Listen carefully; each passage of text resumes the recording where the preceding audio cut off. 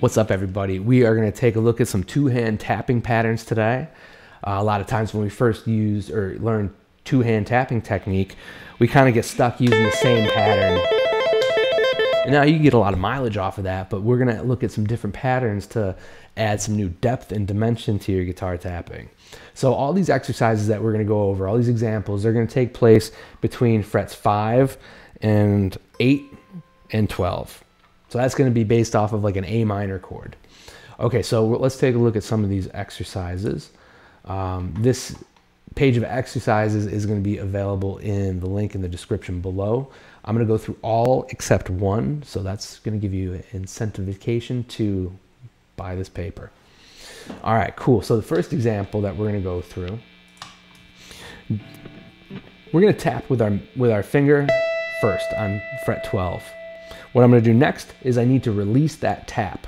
And what I mean by that is I can't just like tap and then just like pull my finger off, because now I don't have anything that's causing that 5th fret note to be played. So what I need to do is I need to tap and then release it. By releasing it, it's almost like I'm picking that string with my tapping finger as I'm releasing. So that's going to cause that 5th fret to come out. Then I'm going to hammer onto 8th fret and do the whole thing again. It's important to start real slow with these to get the pattern nice and consistent, and then slowly build speed.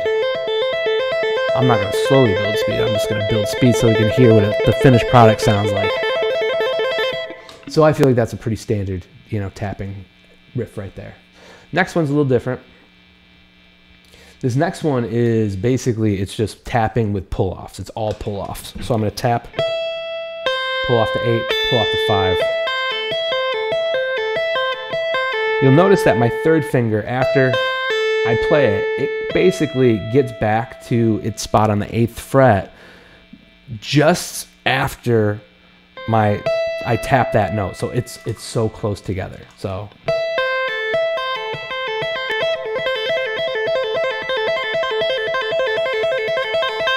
slow.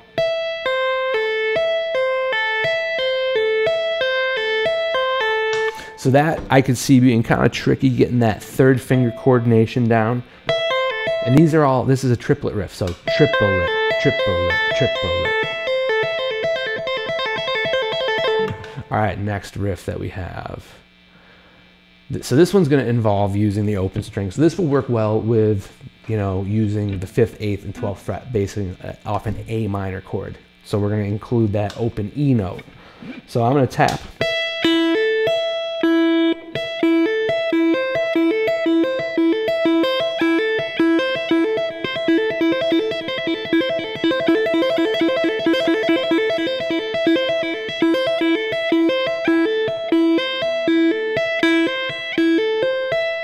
Ended it with a little, not that riff, but okay. Next one that we're going to look at a little bit more in depth here.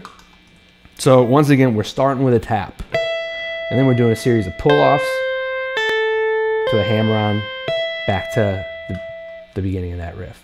So now it's kind of like a real circular sort of thing happening. Let's start slower.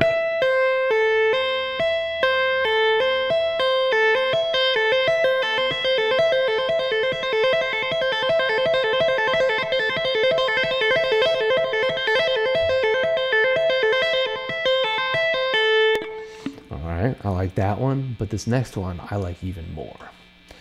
So this next one sort of I stole from Paul Gilbert. I saw I don't know, this is a Paul Gilbert tapping kind of sequence that I learned from him, and I think it just sounds really cool. So this is, I think, pretty unique. We start with 12, 5, 8, and then 12, 8, 5. So tap, hammer on, tap, pull off.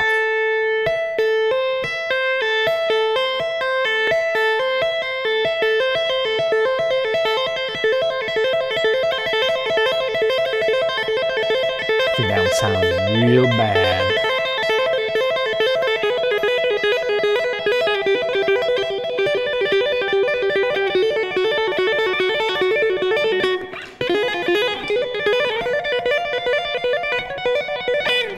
what I'm doing there. I was just messing around.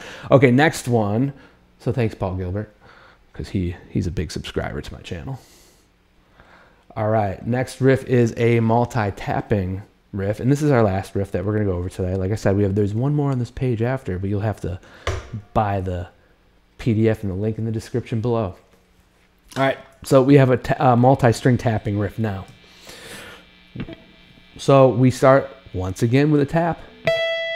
We release that 5, hammer on to 8. Now I have to switch strings to the B string. So I'm going to tap 10. I swear I would hit it right the next time. Release 8. So it's that crossing that E to B string is really important. So take your time with that if you're first starting this multi-tapping thing.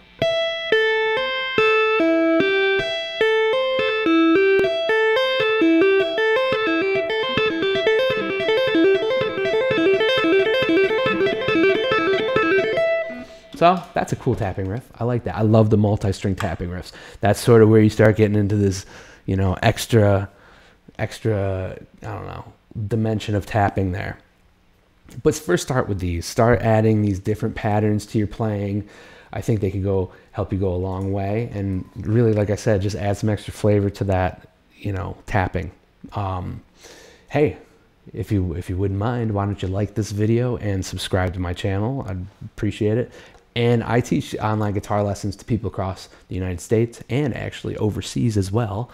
So if you're interested in taking some online guitar lessons, I'd love to talk to you about that. I do free consultations, so, you know, we can just talk about it first. There's my, you know, just get a hold of me through either my website or my email in the link or in the description. I'm better at talking during my lessons, so, all right, thanks for watching.